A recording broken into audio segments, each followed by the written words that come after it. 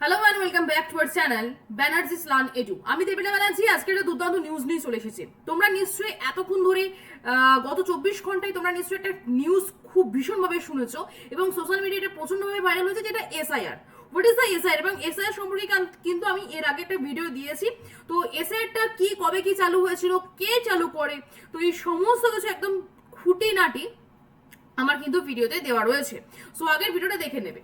So recently নির্বাচন commission অর্থাৎ election commission 12টি রাজ্যে এসআইআর ঘোষণা করেছেন, অর্থাৎ 12টি রাজ্যে এসআইআর হবে। কবে কোথায় শুরু হবে সমস্ত ডিটেলস বলবো এই ভিডিওতে, তো পুরো ভিডিওটা দেখবে, কেউ স্কিপ করবে না। এসআইআর সম্পর্কে তথ্য একদম সঠিক তথ্য দেবো এবং খুব নিখুঁত তথ্য দেবো।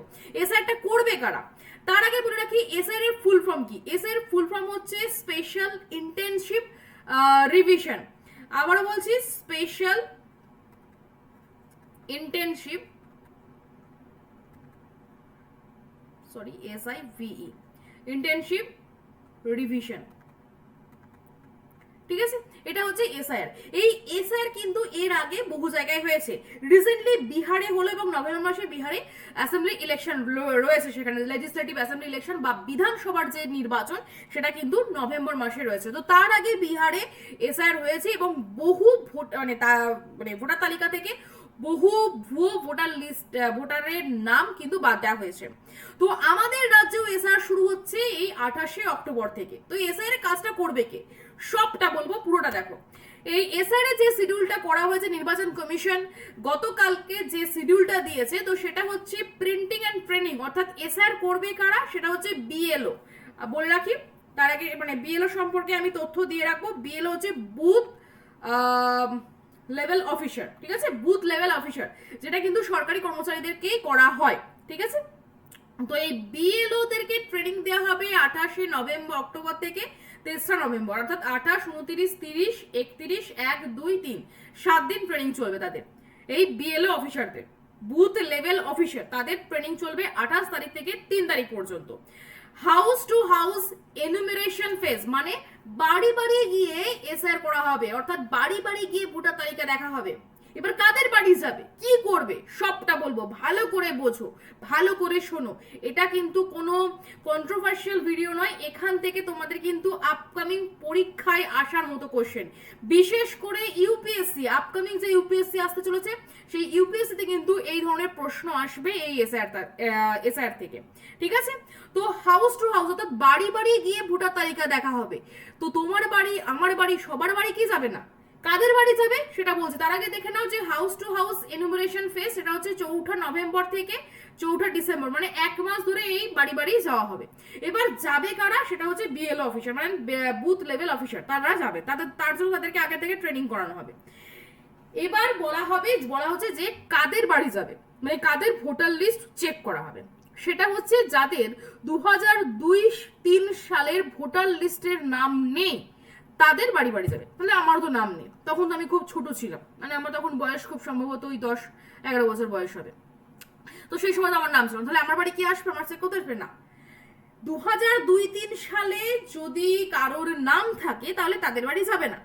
কাদের বাড়ি যাবে, যাদের নাম নেই, মানে তার বাবা মায়েরও নাম নেই 2002-3 সালের ভোটার লিস্টে, তাদের বাড়ি যাবে। বোঝাতে পারলাম? আমার বাবা মায়ের নাম সেই সময় 2002-3 সালের ভোটার লিস্টে আমার বাবা মায়ের নাম ছিল, তো সেই জন্য আমার বাড়ি এসআর আসবে না। এবার তোমাদের মনে হবে যে যাদের বাড়ি যাবে তাদেরকে ভোটার লিস্ট থেকে বাদ দেবে, তারা কি ভুয়ো ভোটার? না, যদি বা বাদ দেয়, যদি বা ভুয়ো ভোটার হয় বা যদি বা কোনোভাবে প্রমাণিত না হয় যে তারা ভোটার নয় ভারতের, তাহলে তাদের জন্য সিএ ক্যাম্প হবে, তাদেরকে ভারতীয় হিসেবে গণ্য করা হবে, তাদের জন্য তাদের একটা ফর্ম দেওয়া হবে।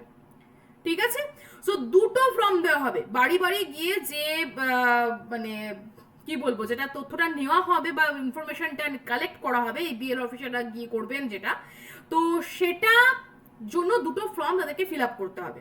মানে যাদের যাদের বাড়ি যাবে, একটা ফর্ম ইলেকশন কমিশনের কাছে যাবে আর একটা ফর্ম তাদের কাছে থাকবে যাদের যাদের বাড়ি যাচ্ছে। বোঝাতে পারলাম?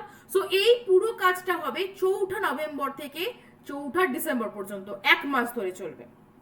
Publication of draft electoral Rolle's, এই যে এই কাজটা হলো, তো সেটার একটা ড্রাফট তো তৈরি হচ্ছে। এই ড্রাফটটা পাবলিশ হবে কবে, 9 ডিসেম্বর। ওকে, 9 ডিসেম্বর সেটা পাবলিশ হবে। Claims and objection period, claim করতে পারে, অবজেকশন আসতে পারে, সেটা হচ্ছে 9 ডিসেম্বর থেকে 8ই জানুয়ারি 2026। Notice phase, hearing and verification, এটা হচ্ছে আসলে এবার এই কাজটা তো বিএল অফিস করছে এবং বিএল অফিস এটাকে ইলেকশন কমিশনে সাবমিট করবে। এবার ইলেকশন কমিশন যেটা নোটিস ফেজ, তার মধ্যে নোটিস ফেজটা কি, সেটা হিয়ারিং অ্যান্ড ভেরিফিকেশন করবে। সেটা কবে থেকে কবে, 9 ডিসেম্বর 2025 থেকে 31শে জানুয়ারি 2026 পর্যন্ত। And publication the final electoral Rolle's, মানে যে ভোটার লিস্টটা তৈরি হচ্ছে, যেটা মানে চেক করা হয়েছে যে কাদের কাদের 2002-3 সালের নাম ছিল না, কারা ভুয়ো ভোটার বা এখনো পর্যন্ত হয়তো অনেকেই মানে বেঁচে নেই, তাদেরও ভোটার লিস্টের নাম রয়েছে। তো এই সমস্ত তথ্য কালেক্ট করার পর যখন একটা ফ্রেশ একটা লিস্ট বার করা হবে, তো সেই লিস্টার পাবলিকেশন কবে হবে, 7ই ফেব্রুয়ারি 2026। বুঝতে পারলাম?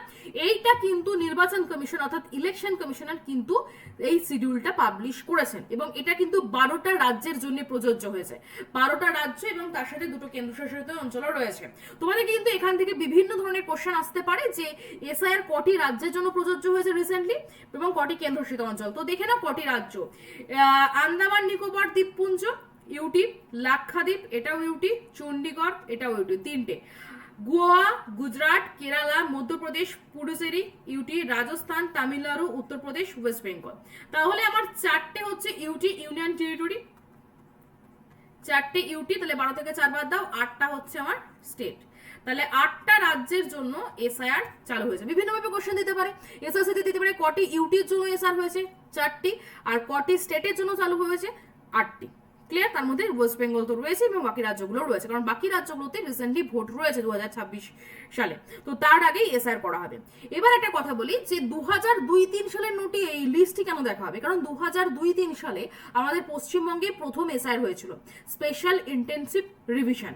আবারও বলছি, এসআইআর ফুল ফর্মটা লিখে নাও পরীক্ষায় আসার মতো, স্পেশাল ইন্টেনসিভ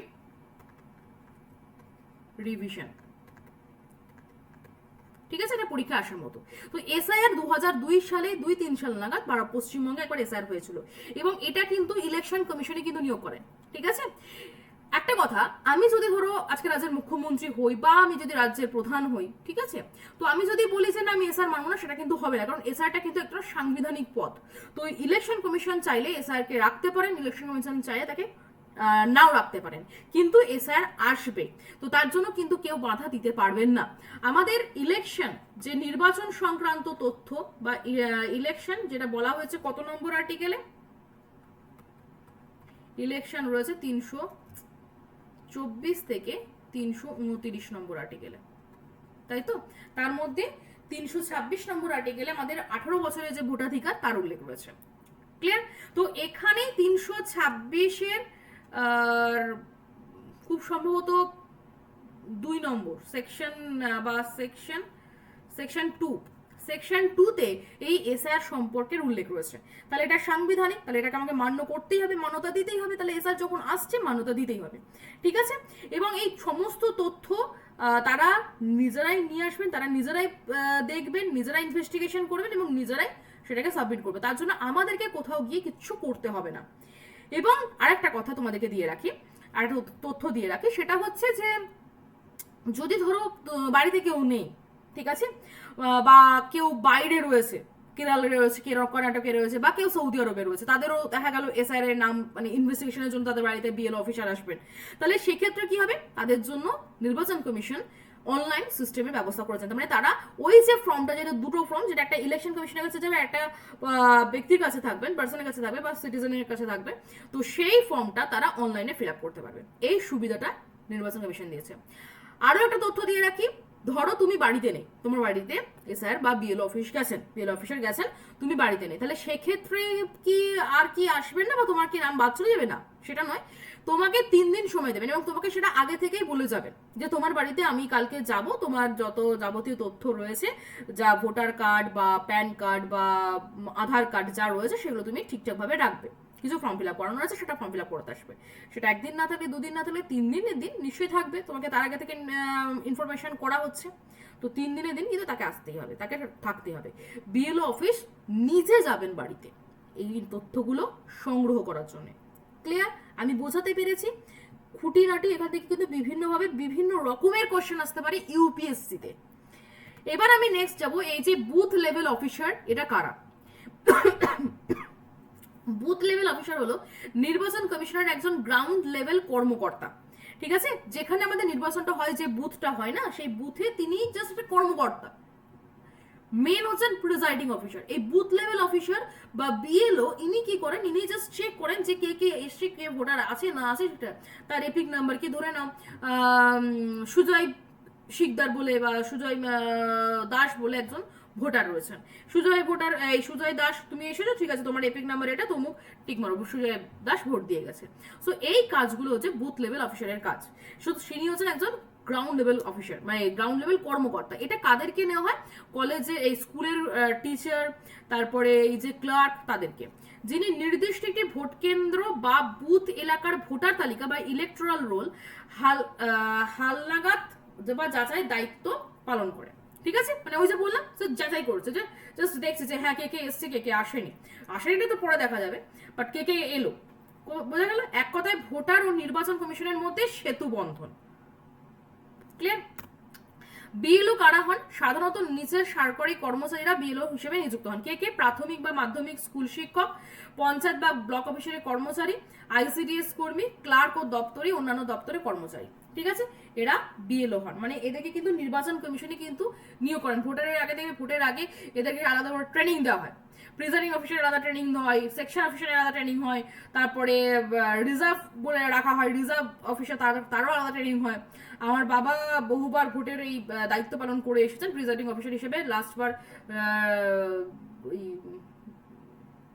রিজার্ভ বেস ছিল, কিন্তু খুব অনেক রাতে বাড়ি ফিরতো। কিন্তু সেই সময় খুব টেনশন হতো, তখন তো মোবাইল ফোনও ছিল না, মোবাইল ফোন নিয়ে যাওয়ার অ্যালাও ছিল না, ভীষণ টেনশন আমাদের দিন কাটতো।